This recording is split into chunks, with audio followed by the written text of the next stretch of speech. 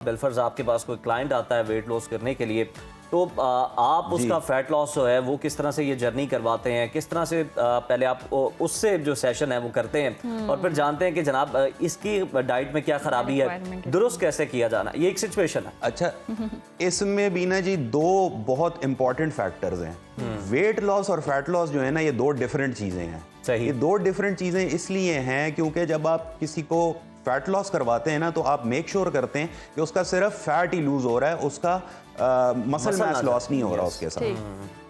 हाँ जी, मसल नहीं जाना चाहिए, क्योंकि अब तो इतनी अवेयरनेस आ गई, हर किसी को पता है कि जी आपको ओल्ड एज में आपको मसल की बहुत ज़्यादा ज़रूरत पड़ती है। तो मसल जो है, मसल मास लॉस कभी भी नहीं होना चाहिए। अब मसल मास लॉस कैसे होता है? या तो आप बहुत ज़्यादा सिवियर कैलोरी डेफिसिट में उसको डाल दें तो मसल मास हो जाता है, या उसको आप सिवियर न्यूट्रिशन डेफिसिट में डाल दें, उसका प्रोटीन पूरा नहीं हो रहा और आप उसको बहुत ज़्यादा एक्सर्शन करा रहे हैं तो उसका मसल मास होता है। मेरे जितने भी फैट लॉस के क्लाइंट्स हैं, मेरी कोशिश यही होती है, और मोस्टली अल्हम्दुलिल्लाह वो इस तरह भी होता है कि उनका मसल मास जो है वो प्रिजर्व रहता है और fat loss slowly and gradually होता है। अब इसमें फिटनेस में जो है ना जी, शॉर्टकट कोई भी नहीं है। इसमें आप जो है ये नहीं कर सकते कि जी मैंने एक महीने में 10 केजी लूज करना है, नहीं। आप स्लोली एंड ग्रेजुअली करेंगे तो आप अपना मसल मास प्रिजर्व कर लेंगे। अगर आप बहुत तेजी से करेंगे तो आपका सारा मसल मास लॉस हो रहा होगा।